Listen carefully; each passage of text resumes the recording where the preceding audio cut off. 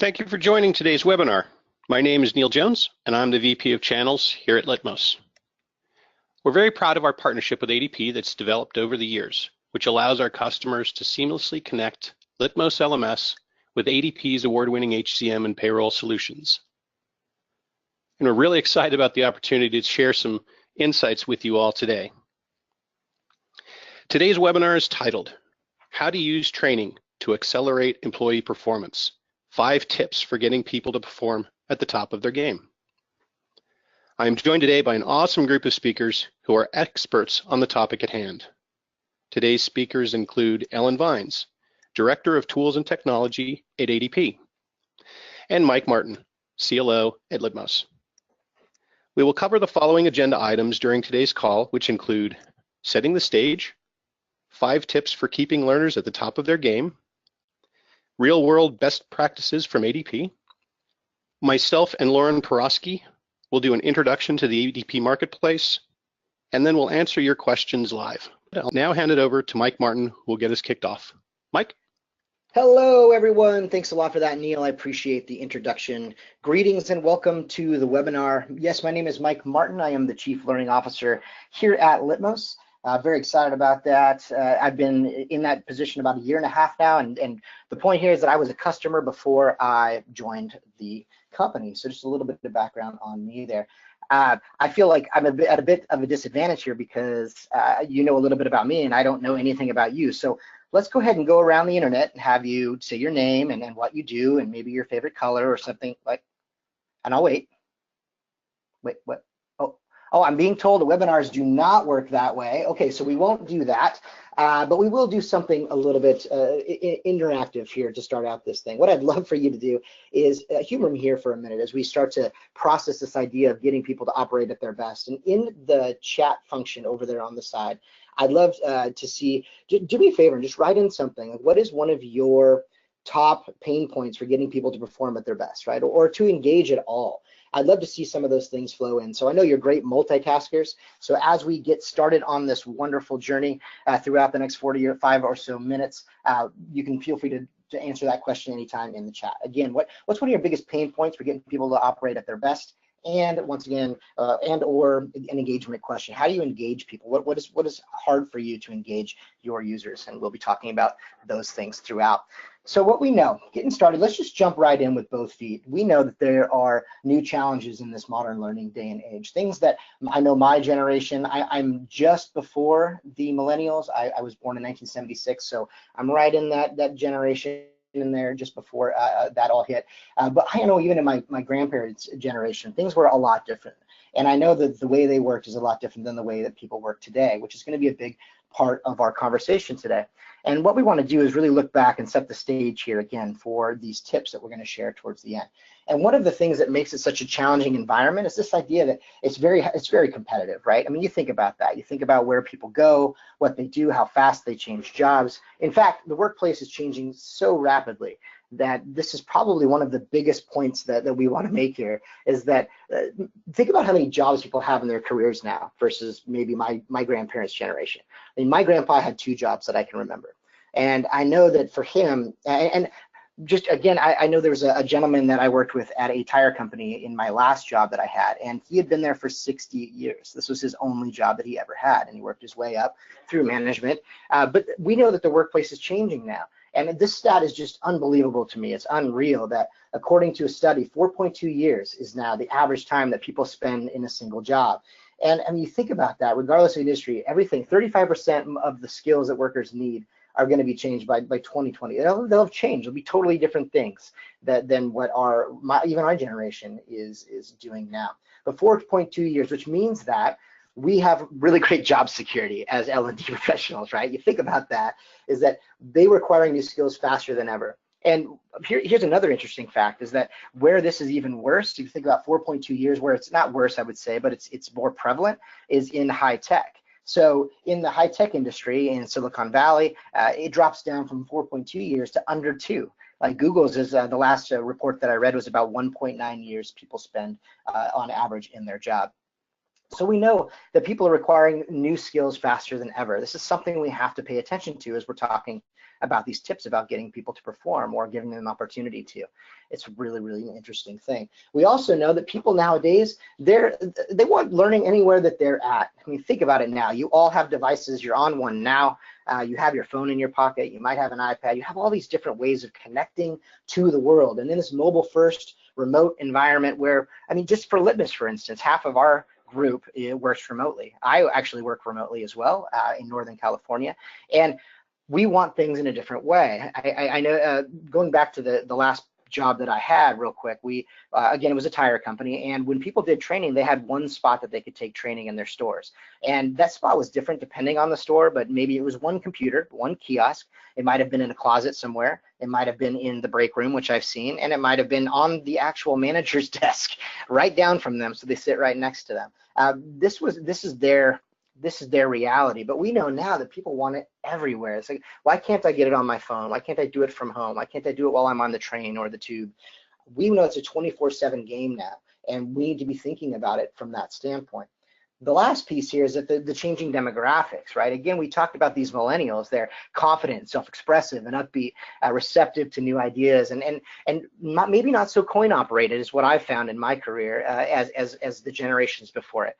What I mean by coin operated is that the idea that my dad used to tell me, he said, Mike, he said, work is work, or it wouldn't be called work. He said it shouldn't be fun, right? And I think our generation, and then moving into the millennials, which I'm sure there's a bunch on the line now, we know that it's got to be about more than that. It's about more value, and our loyalty to a company is changing to that. And not everyone is that coin operated way. And it's about connecting and building better experiences. So the workplace has changed into this, where it's not your grandparents' workplace anymore, where you go, you have the one job, the two jobs, you work your way up through the ranks and become a vice president. People are jumping right into those roles now. They're jumping from business to business and trying to make it a real value thing to them. So that's, in knowing this and knowing that this is the scenario for today's work, we're all facing new expectations and challenges in the L&D world, and I'm definitely in that. I work for Litmos, but one of my jobs is to run our dojo, which is our online learning environment for our internal staff and our external customers, so all of our customers. So for me, I'm an LMS admin, and I work to face all of that. And I'm also an L&D professional in our organization, and I'm being called to task more and more about really showing and measuring and understanding the effectiveness of what I do. I mean, it's kind of a double-edged sword in the fact that when you look at it, training is becoming more of a remarkable piece of the business. People are looking at it and saying, if we want to get better, this could be our one key differentiator, is that training is the thing that makes the difference. But with that, it also comes with, all right, now show me how that's working. Now, a few things that you want to keep in mind when you're thinking about this, and as we're setting up these top tips, wait for it, they're coming, it's going to be exciting, are these, is that the stuff that you're doing now in the environment that you have, does it engage and inspire learners towards optimal performance? So these are a few questions that I'm going to pose here, because there's no golden rule, there's no silver bullet when you think about asking questions and what you want to track in training. But I'm going to give you a few that we use and that are very important for you to be able to tell your story. As L&D professionals, I think that's what we have to do. We have to be great storytellers. We have to be able to prove that in essence of the things that we're doing to connect back to the business and the ROI on that.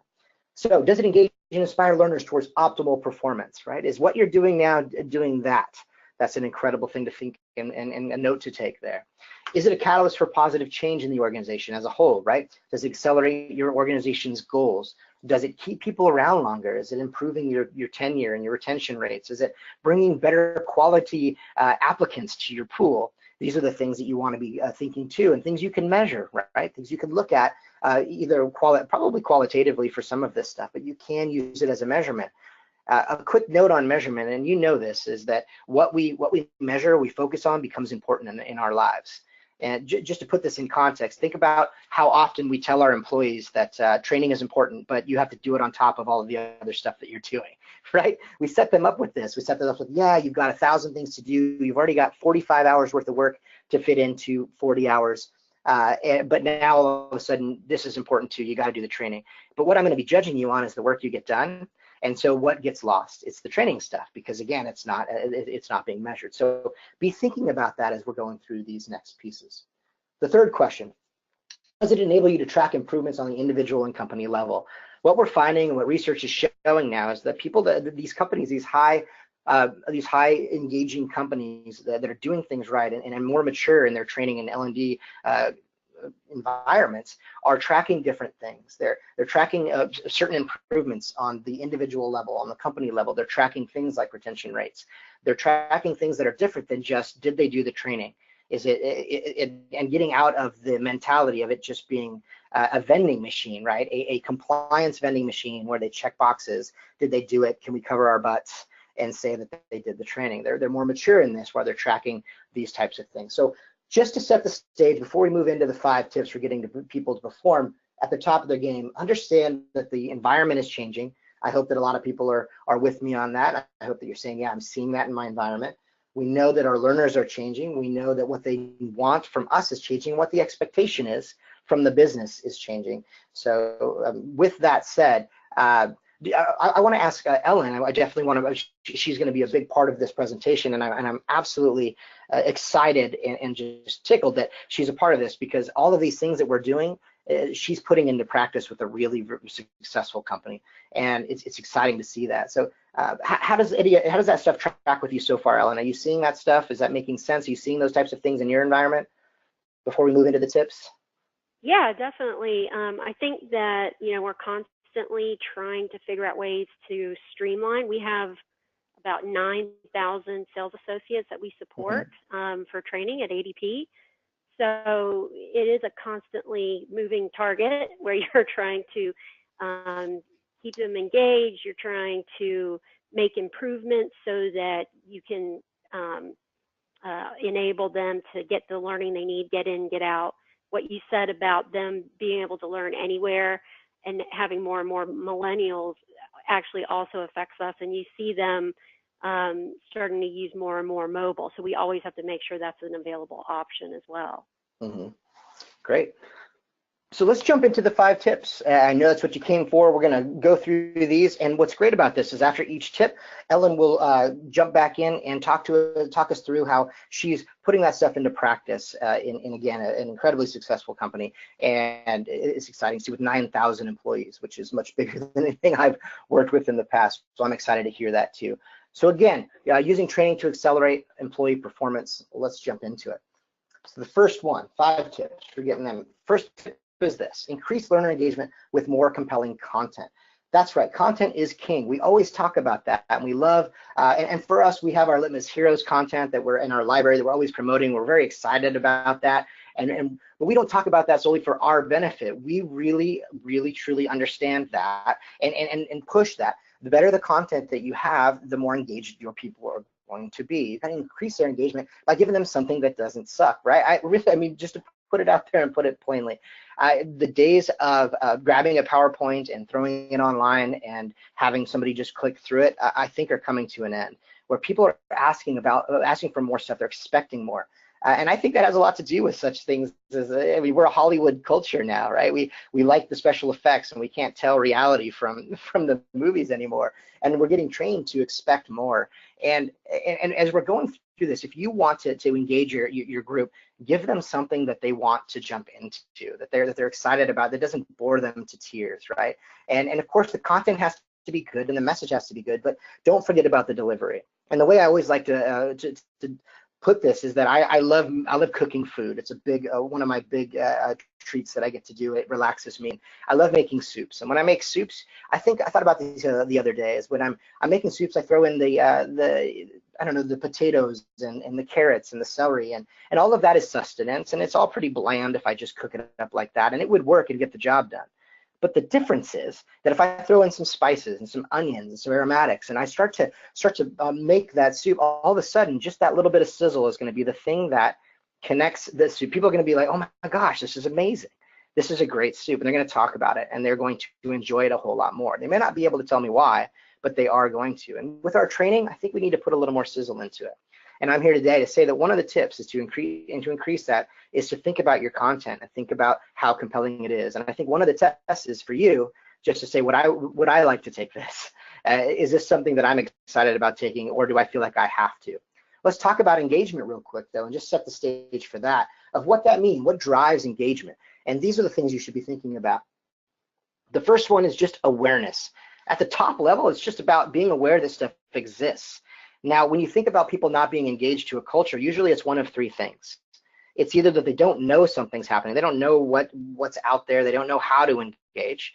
And so that's a skill gap, right? It's like I'm sorry, it's a knowledge gap, right? It's just an awareness thing. They have no idea. The second one is an attitudinal gap, right? Where they just say, yeah, I know this stuff's there, I just don't care, or I don't buy into it. And the third one is more of a behavior gap, right? Where they know all that stuff and they've heard about it, but they just don't do it. Like, I know it's important to me, but I just don't want to do it.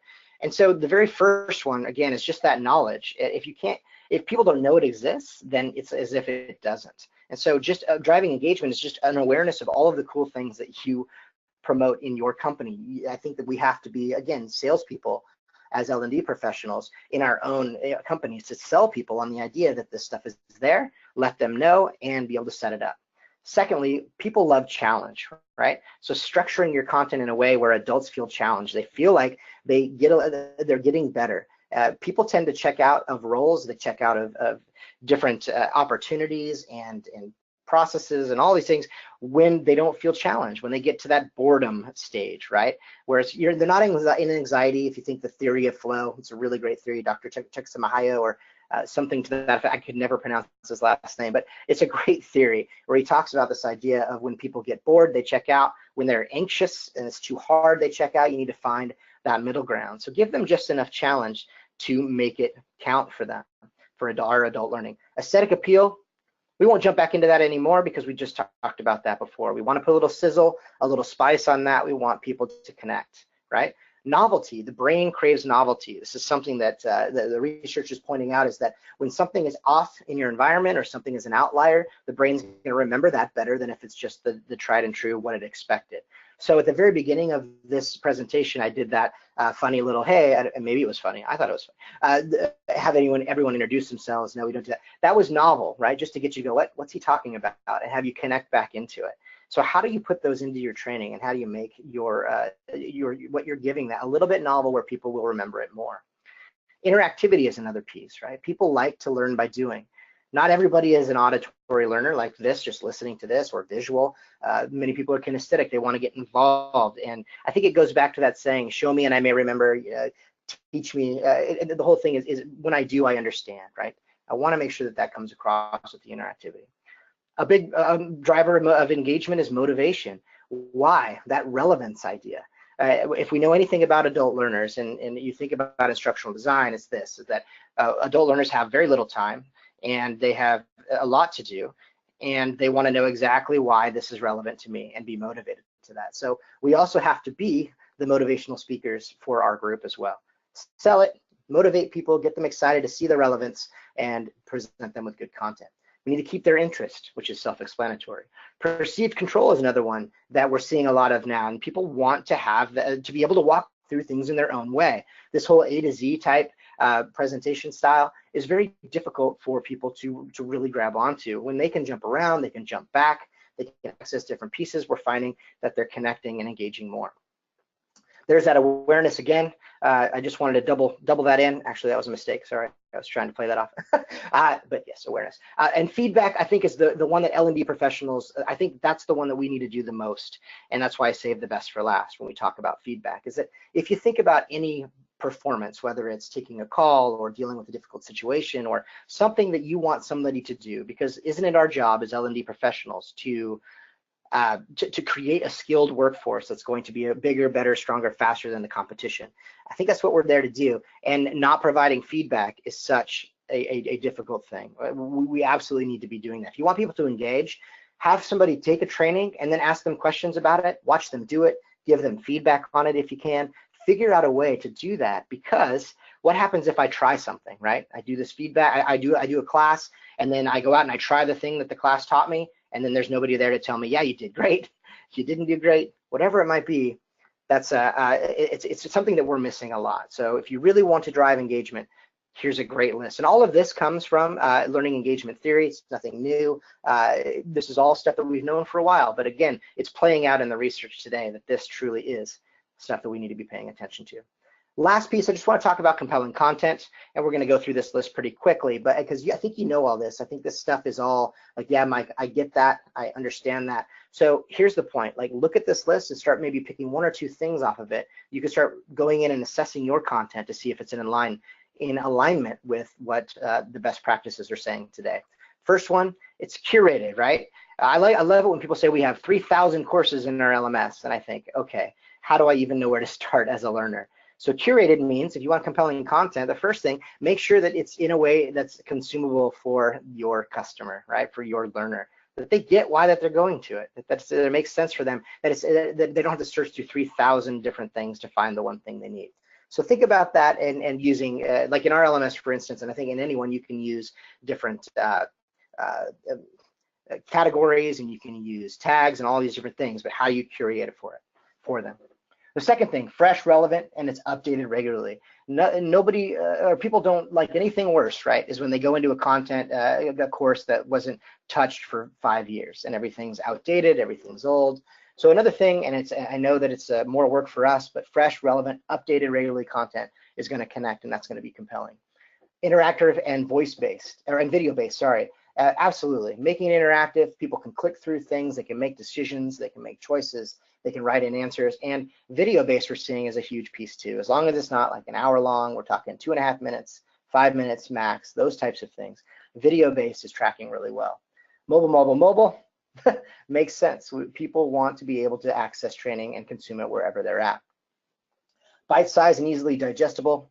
We know this too, this whole micro-learning craze right now, but all that is just smaller content. So you don't have to consume and digest 1,000 things. They can just 2 or 3 and then come back to the next things in your next courses. Woven into the regular workflows is something that may be a little bit interesting here. People might not be able to do it, might be doing this all. And what I mean by this workflow is this, that training becomes a part of their day. It becomes a part of their week, a part of their development, not apart from, which is what I see in a lot of organizations, is the training is the afterthought. It's like, this is what we do over here. We do sales, we do marketing, we do this. And training is the thing that we get to when we can. So weaving training into that development of the person is going to give you much better results. Possibly gamified. Some people enjoy that. It's really great. They want to jump into that. And then personal and targeted. You want that stuff to be really clean for them, and so that they know why they're getting it. If I'm a salesperson with 30 years experience and I'm taking a sales 101 course, I might feel a little checked out or disengaged because I'm not getting the content that I need. So when you're thinking about making it compelling, think about the learner.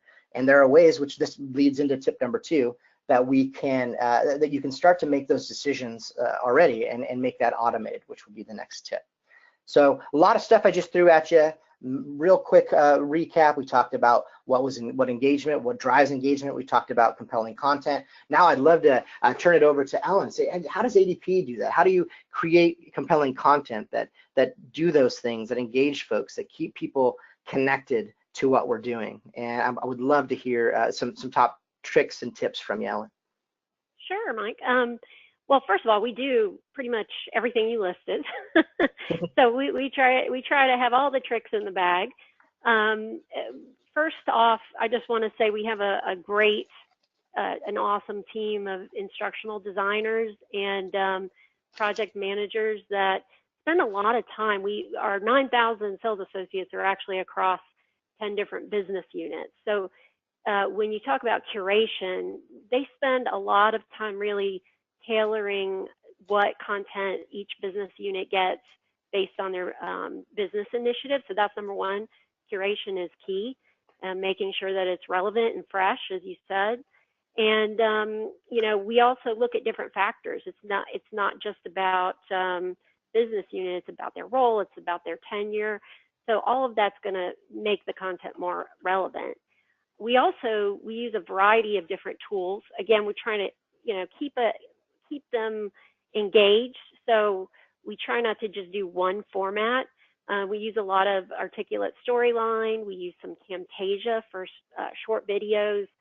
Very big on keeping it chunked and bite-sized as well. And we're just now starting to use Rise, which we're excited about because that kind of shakes up the format. Mm-hmm. And it's really just a matter of looking at what we're trying to accomplish and and the best tool, and keeping it really small and focused on what they need. We usually kind of use the format of is, does, means when we're describing any kind of concept to them, so that, again, it's really relevant. They know what the topic is, they know what it does, and they know what it means to them from a business standpoint. As you said also, keeping it kind of a two-way street is important. We don't want to just be only telling them, or having them sit there and watch. We've really upped our game on engagement, where we have either they upload assignments and we grade them. We have a great team of sales learning consultants that will actually go through and give feedback and grade. We just started using Litmos's feature, the video role play, so that our sales associates can practice their executive overview and get feedback from our instructors. And they've really enjoyed that, because mostly they end up practicing more. So before they submit the video, we found it takes up to 6 or 7 times before they'll actually submit it, till they feel like it's good enough for the instructor to see it. So that gets them the practice they need, not just sitting there and going through e-learning. And then also on the gamified front, we do have one of our more complex business units. In order for them to attain the different product knowledge that they need, they actually can earn badges. They have up to 41 different badges that they have to score on certain modules in order to earn a badge, and they can see it we use Salesforce.com, and they're able to see their badge, and it goes into a dashboard that measures their sales performance as well as their trading performance in the badges they've earned. Wow, that's all fantastic stuff. Really great. So what I'm hearing you say is that it can be done, where it doesn't have to just be multiple choice. People can put questions into, the questions can be graded. It can be more of a watch style, where you're seeing a behavior and being able to give them feedback. Even with 9,000 employees, it can be done. That's what I'm hearing you say. Yeah, definitely. I mean, we pick and choose which ones we do. You always look at the situation, but particularly for new hire, you want them to have some of that reinforcement where they have to do something, not just have us feeding them content. Yeah, great best practice there to be able to, and then taking the steps to make that happen, right? That it's not just true or false multiple choice, that it's not just the qualitative thing or quantitative thing where it's this or this. It's that's really great. You're doing some great things for sure.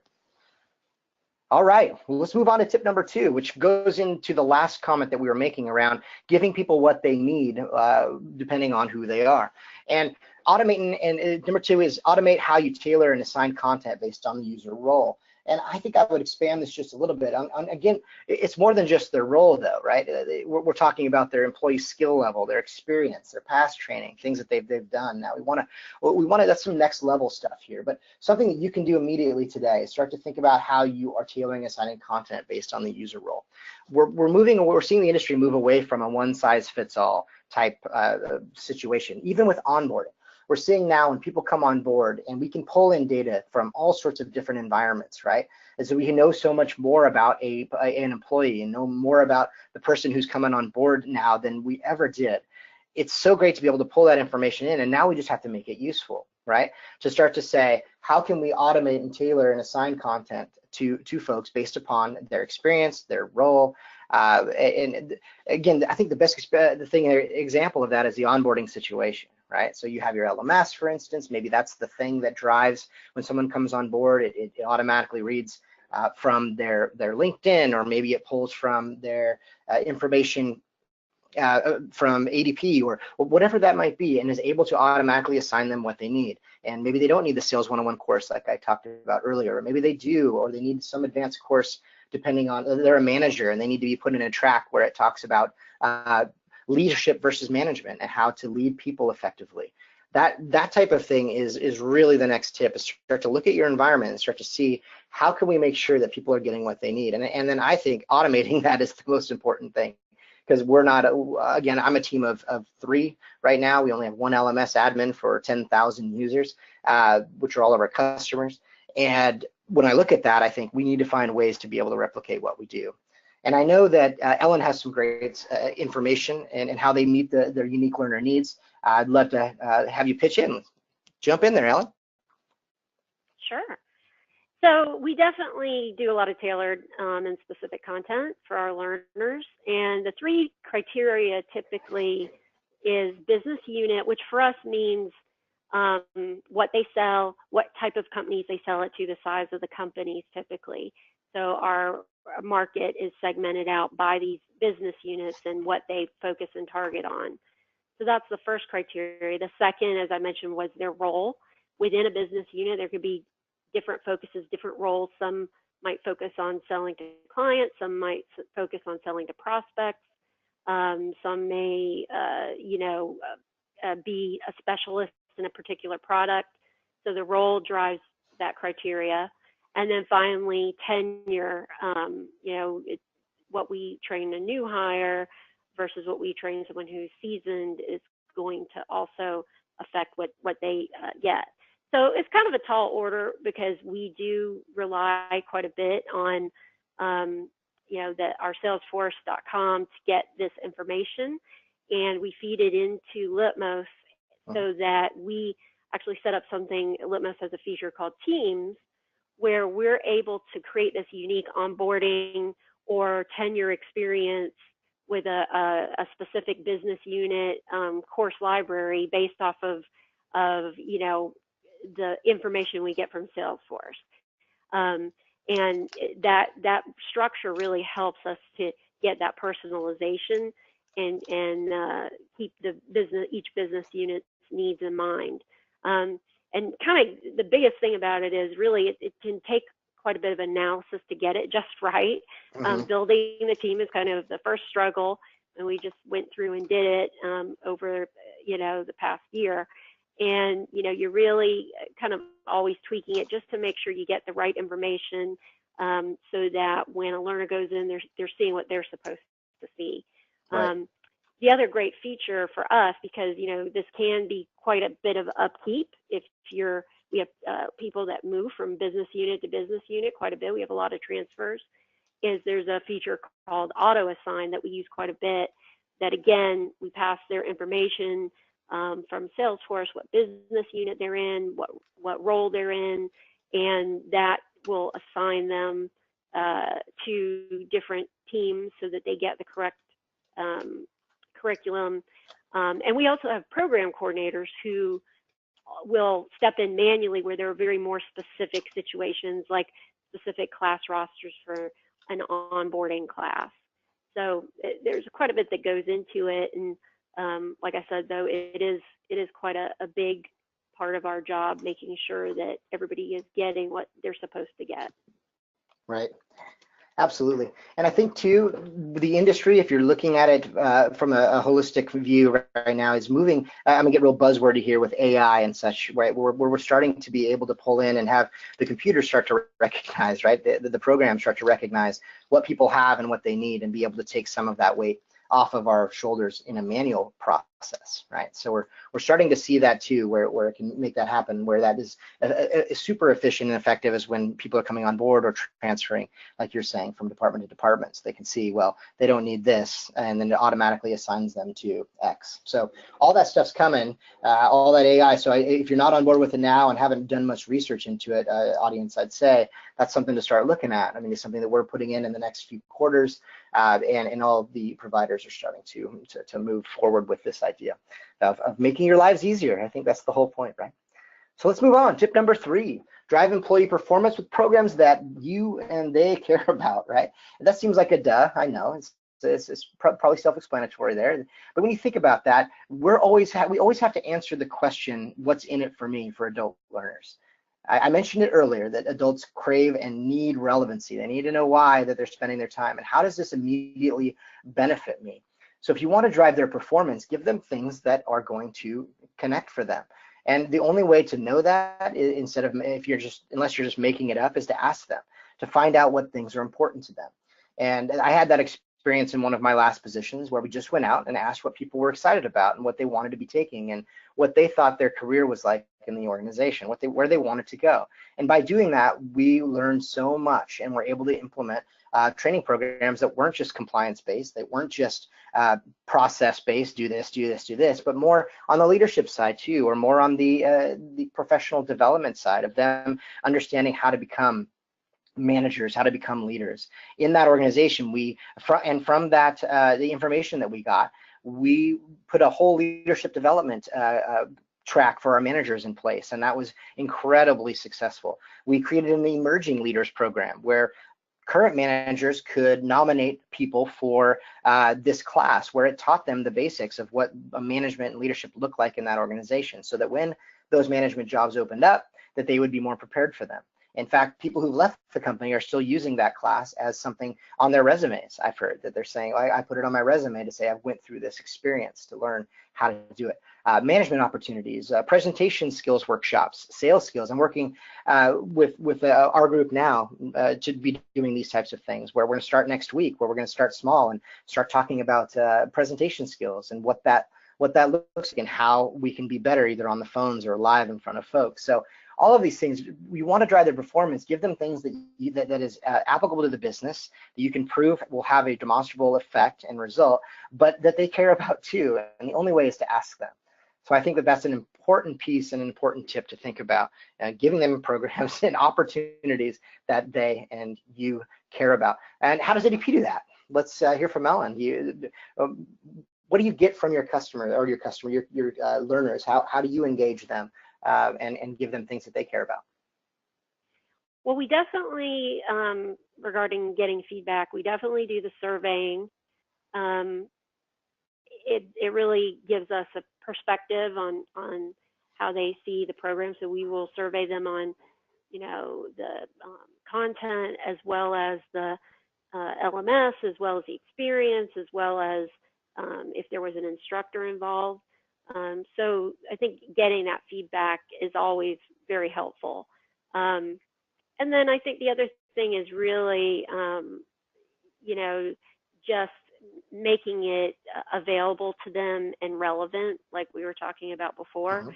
If they see too much out there, there is kind of that breakdown where I think it becomes a little too overwhelming.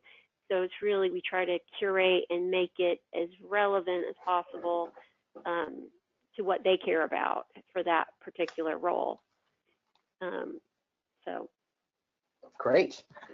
Thanks for that. And so for the tip number 4, we're actually going to dig a little bit deeper into this idea of things that we and they care about, because tip number 4 really talks about that the cross training and understanding that they're whole people and not just salespeople, not just marketing people, not just engineers.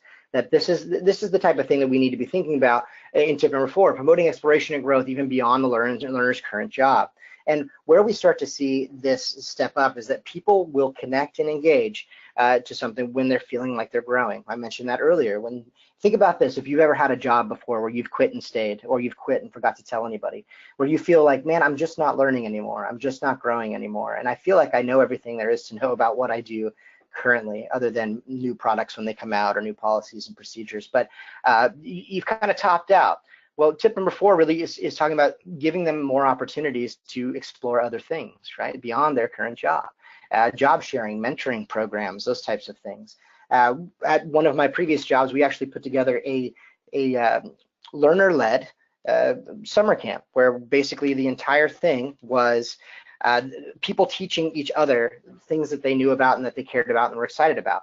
And 75% of the stuff that they taught was all business related, right? It was all Excel this and how to market to this and how to the best sales pitches and best practices for this and that. And they taught each other, and we allowed them opportunities to do that. 25% of it was engagement stuff, anything that they did outside of work that they absolutely loved, right? Whether it was playing Magic the Gathering card game, or we had horse riding classes, we had a skydiving lesson, we had all sorts of crazy stuff. But you know what? We allowed it to happen because those people engaged with us at 1,000% when they were the teachers of this, when they knew what it was, and they were super connected. So you don't have to go that far, but even just starting small with saying, what do the people know in my organization, and can they teach each other the things they know to make the other people better? Right? I don't think the answers aren't always out there. A lot of times you have the answers now. It's just how do you access those and promote that exploration and growth even beyond their current job. So what we know is that 65% of employees on this in this report that we got are actively seeking more learning. They want it. They're pulling it. It's not just waiting for it to be pushed to them. They actively want it. When you think about that, that's because they know that training is going to be the difference between their success and not. And I think, again, it's great job security for us, but we have to jump into that and understand that people are asking for as much as they can get. So let's make sure that it's relevant, and let's give them opportunities to have more. And then finally, that millennials are interested in leadership positions. 52% of the respondents. So they choose that they would choose a role that would advance them up the ranks quicker, rather over higher pay. So if that doesn't go back to their motivations, right, of being a part of something bigger than themselves. And again, this is in just a few years are going to be most of the workforce. You know, it's incredible when you start thinking about what the motivations are, right? So when we want to make sure that we're having these opportunities for people to feel like they're growing, then they will stick around more than that 4.2 years, more than that 1.9 years, and engage with your organization. ADP does this well, right, Ellen? So how do you train to promote individual growth within your organization? Yeah, and I think, you know, promoting individual growth, really, I think it's important that it starts from leadership. You see that, especially here at ADP, all of our leadership is very encouraging for us to grow and work on our strengths. We actually just rolled out a program called Standout by Marcus Buckingham, where we all took assessments and found out what our strengths were, and strengths being not necessarily what you're good at, but what gives you energy. So, you know, what makes you feel really good about coming to work. And it's been interesting. I think that really promotes you to kind of step outside your box and find out how you can grow in other ways.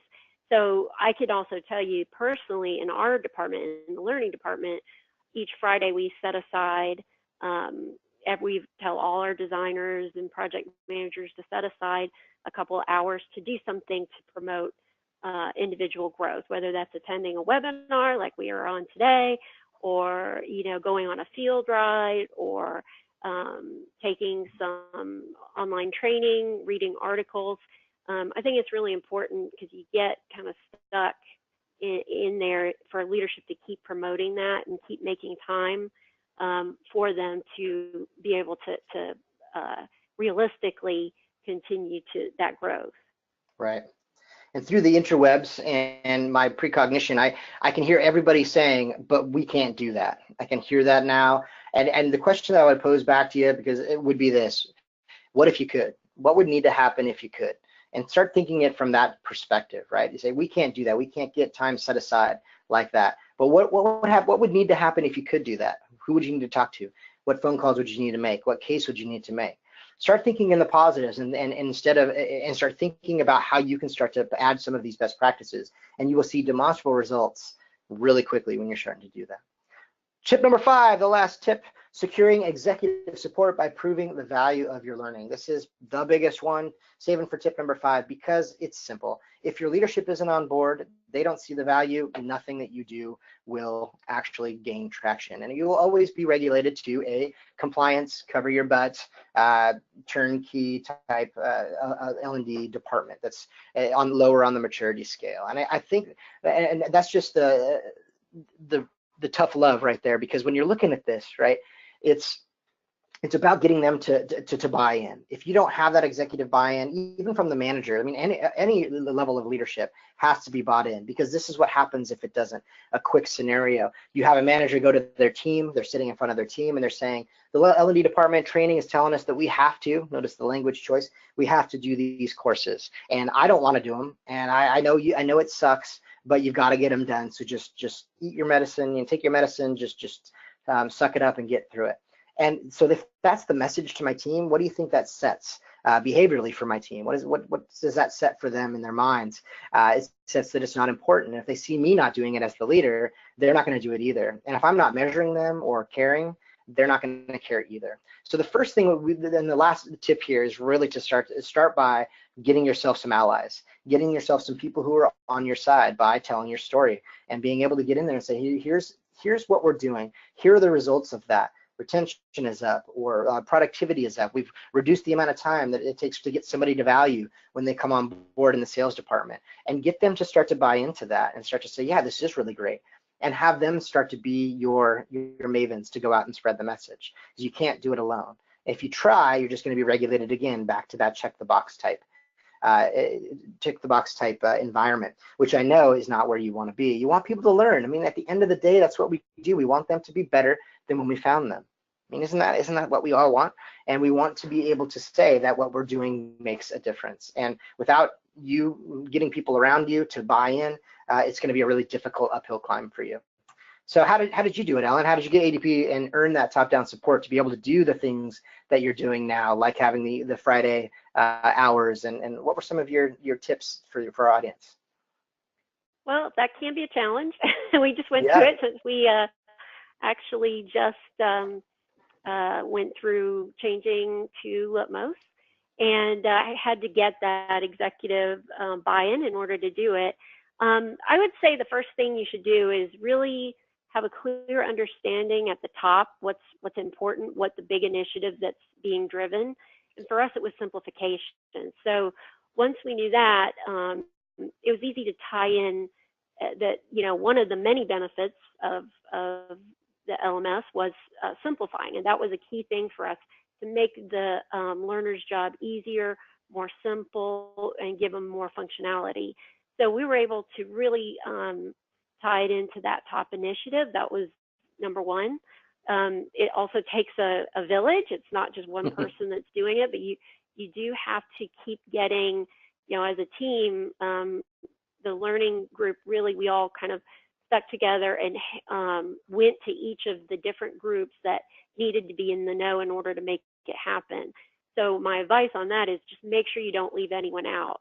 We had our automation team who handles Salesforce. We had marketing. We had our sales enablement group, support. So you really want to make sure everybody's on board so there's no surprises to get it pushed through. So that inclusiveness, getting them to feel like they're part of this solution, I think is really important. Great. Getting people connected, that's right. And the more you can make it relevant for the leadership too, it's going to be critical to your success. I know that in my last position that I had, I wouldn't have been able to do all the things that I did do if I didn't have that support. I think you're absolutely right that it's making it important to them by also understanding what's important to them, right? Yeah, and the other thing is lots and lots of demos. Lots of demos. I think at some point I was just demoing in my sleep. But that's what it takes to kind of get everybody on board. So, and you want it to be personalized. So it's a lot. It was a lot of demos. Yeah, repetition, right? And just making sure that story is told. I think, again, that's how culture has been passed down from generations to generations, and we continue to have to do that within our organizations as well. Tell the story and understand the benefits and get people on board to be your support and your allies. And on that, right, we've talked about a lot of stuff, right? And I know that people walk away from these with so much, their heads full, they're thinking, where do I even start? And the first we have a bonus tip here is that take it easy on yourself, right? When you leave here today, or when you walk away, don't try to do everything all at once. Be patient. Celebrate even the small wins that you have. And when you walk away, what I would suggest as being the absolute best ticket to you doing something as a result of this would be to pick one thing that you're going to do. You're going to say, I'm going to go and look at my content and see how engaging it is, and see if it has some of the things, the best practices, or the key points that in it that we had talked about earlier. Or I'm going to make a phone call and talk to this manager about this initiative that I want, and see if I can get them on board to be one of my supporters, or something small and that's actionable and that you can actually do within like 10 minutes. Because what that will do, that small win will turn into another one. You'll say, oh, okay, I got that. Well, what's the next thing I can do, and what's the next thing I can do. But understand that this is a process, right? It's a process of looking at your organization and your assessment, understanding who you want to be. What do you want to, how mature do you want to be? Do you just want to check boxes? What are your roadblocks? And being able to make those small improvements, because small improvements are still improvements, right? Remember that the mistakes are learning opportunities, the things where you're going to run into problems. So bonus tip, take it easy on yourself. Don't try to do all of this at once. Pick something small and give yourself a little bit of slack and start working through some of these things here. With that said, I'm going to turn it back over to Neil. He has a couple things that he wants to connect with you at the end here, and I want to thank you very much for listening. A few of you, I'm definitely open to talk to anybody. If anybody wants to talk more, McMarty at caliduscloud.com. All my information's in there. Feel free to hit me up. And Ellen, is there anything that you'd like to talk about, last minute stuff, before we move into the final piece? Well, I was just going to add to your take it easy that, Yeah. If you have that that kind of long-term vision, don't get discouraged. Yes. You're going for the long game, not the short game, and you will run into obstacles. That's just the nature of business and technology. But you got to keep that long-term vision in your sights, and just keep getting those small wins, like you said, and that moves you forward to get to the point where you want to get.